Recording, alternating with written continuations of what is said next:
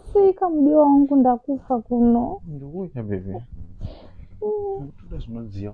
Uchichiunya unetsa bebe. Ndarwara nini. Aiwa. Kunzve. Muviri wese shumba. Muviri wese chautorwadza muviri wese. Usati wadya.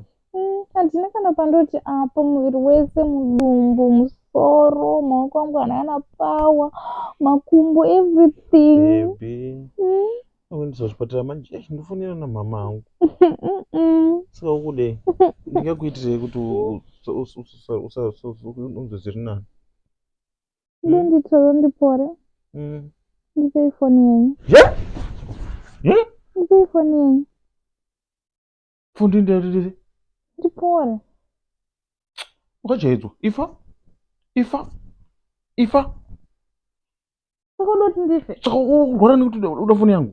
Ukanipa foni yako ndopora. Ukuidi foni yangu. Aifa. Chimwe foni yako nepaseti ndopora.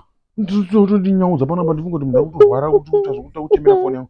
Ifa udavigwa papi? Kukundikurwara veduwe, kukundikurwara. Uda kuvigwa papi? Kukundikurwara zvako. Ukajairwa stereki iwo ndigwara da foni yako unopenga iwe. Ndomunhu akajairwa stereki ende nhasi utovata kugaipa pandisi kuvata newe. Ukajairwa stereki. Mari yemasevings wakaisa pai ndisari ndichizvidhira zvangu. Wakaisa pai mari yemasevings usari ufe ndisari ndichizvidhira. Ifa vabereki vakandibvunza ndoudza kuti akafa. Unongozviziva kuti ndakarwara ndoda foni. Ndoudza kuti wakafa nguva yeload shedding kwanga kusina moto. Unongozviziva kuti hakuna load shedding kuno. Ani ndakufa saka.